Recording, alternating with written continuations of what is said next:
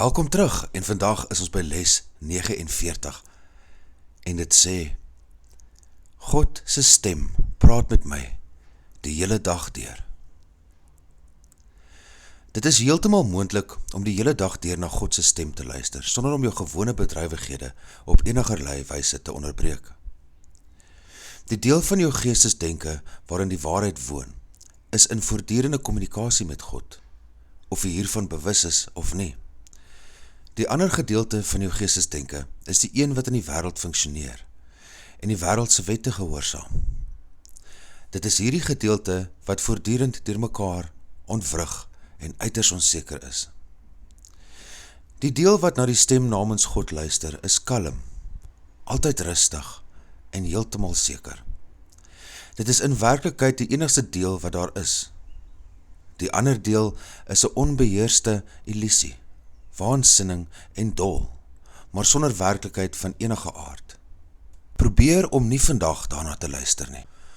Probeer om jou met die deel van jou geestesdenke te vereenselwig, waar stilte en vrede altyd heers. Probeer om God se stem te hoor, wat jou liefdevol roep, en jou daaraan herinner, dat jou Skepper nie sy seun vergeet het nie. Ons sal vandag ten minste 4 oefenperiodes van 5 minute elk benodig, en meer indien moontlik. Ons sal werklik probeer om God se stem te hoor, wat jou aan hom en aan jouself herinner. Ons sal hierdie hoogs vreugdevolle en hoogs heilige gedagtes met vertroue nader, in die wete dat ons hiermee ons wil met die wil van God verbind. Hy wil hê dat jy sy stem hoor. Hy het dit vir jou gegee om gehoor te word. Luister in diepte stilte.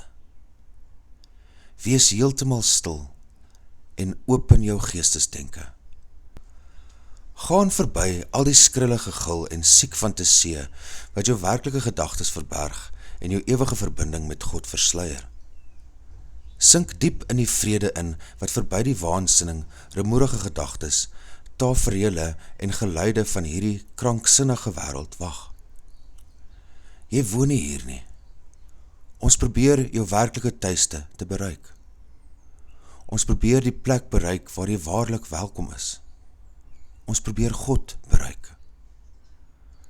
Moenie vergeet om vandag se idee dikwels te herhaal nie.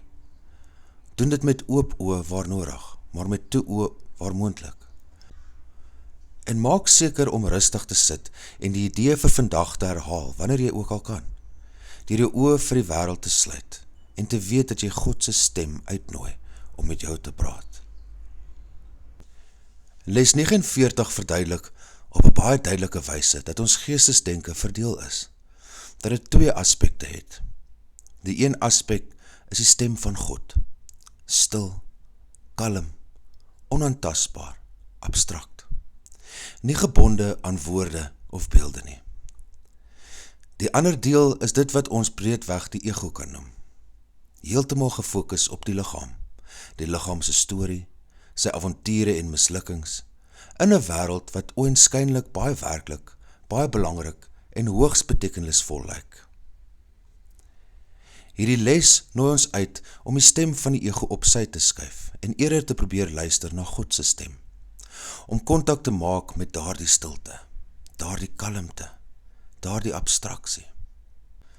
Dit is aanvanklik moeilik om te doen en dit kan lank moeilik bly, maar daar is maniere waarop ons selfs net 'n bietjie kan oopmaak, net 'n klein blik kan kry van daardie ervaring. Een manier is om te begin verstaan dat sekere begrippe, byvoorbeeld liefde, selfs ook abstraksies is. Ons het nie liefde uitgedink nie. Dit bestaan nie net in ons brein nie. Nie net as 'n idee wat ons vir onsself gemaak het, toe ons 4 of 5 was nie. Liefde is wyer as dit. Dit is kollektiewer as dit. Tog het ons 'n baie persoonlike ervaring daarvan. Die iemand wat vir jou tee of koffie maak, die iemand wat verwag om later van jou te hoor, die gesprek oor wie vanaand kook en wie nie. Op daardie manier beleef ons liefde in die liggaam, en die ego is baie bewus daarvan, betrokke daarin, en werk dit deur op sy eie manier. Maar op dieselfde tyd is daar 'n hoër vlak, 'n hoër abstraksie van liefde. Waar is dit? Hoe bestaan dit in jou geestesdenke? Hoe maak jy kontak daarmee? Waar kom dit vandaan? Wie het dit daar geplaas?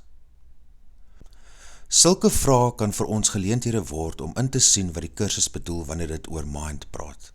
En veral, ons kan begin opmerk hoe liefde deur ons vloei, in ons gebeur, en effekte in die wêreld nalat, wat ons duidelik weet. Dit kon nie net uit onsself kom nie. Dit is daardie oomblikke wanneer ons liefdevol optree en ons self verbaas. Maar dit is nie ek nie. Ek is gewoonlik selfsugter as dit. Ek is gewoonlik meer kort af as dit. En tog gebeur dit, en ons sien daar is ander stemme, ander oorsake, ander agente aktief in ons geestesdenke. En dit help ons om op 'n nuwe manier aandag te gee, te luister na die stem van God, wat altyd daar is, altyd praat. Soos die les sê, dit is die enigste vlak van geestesdenke wat werklik bestaan. Die res is maar net lawaai, wat die lig probeer versluier. Maar die lig is in ons, en die lig is werklik. Hierdie les word dus 'n baie praktiese uitnodiging om werklik kontak te maak met daardie stem. En om te leef vanuit die stilte, die heiligheid, wat daardie stem onvoorwaardelik aanbied. Omdat dit die toestand is van wat ons werklik is. Dankie dat jy hier is. Onthou om die les te oefen. Vergewe, sien anders, leef in lig.